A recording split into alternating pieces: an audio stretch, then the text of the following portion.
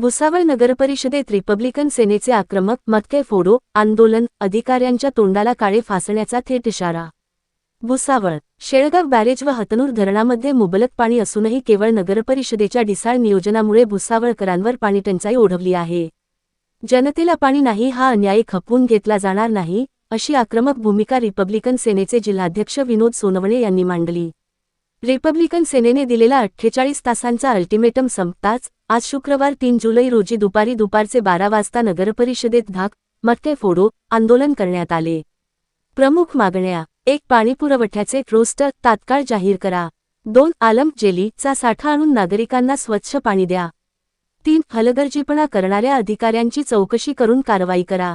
यासह विविध समस्याबाबत नगरपालिका प्रशासनाने लवकरात लवकर प्रश्न मार्गी लागला नाही तर तीव्र ठिय्या आंदोलन सुरू करून जबाबदार अभियंत्यांच्या तोंडाला काळे फासले जाईल, असा कडक इशारा विनोद सोनवणे यांनी दिला।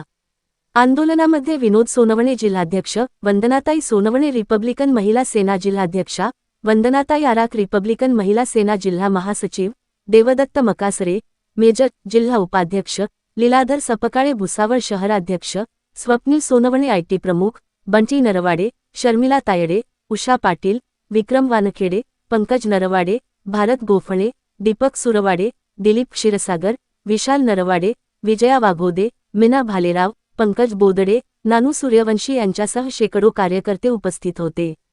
आवाज जनतेचा न्यूज करिता कलीम पायलट भुसावळ। प्रभारी मुख्याधिकारी हाय हाय हाय हाय हाय हाय प्रभारी मुख्याधिकारी हाय हाय हाय हाय हाय हाय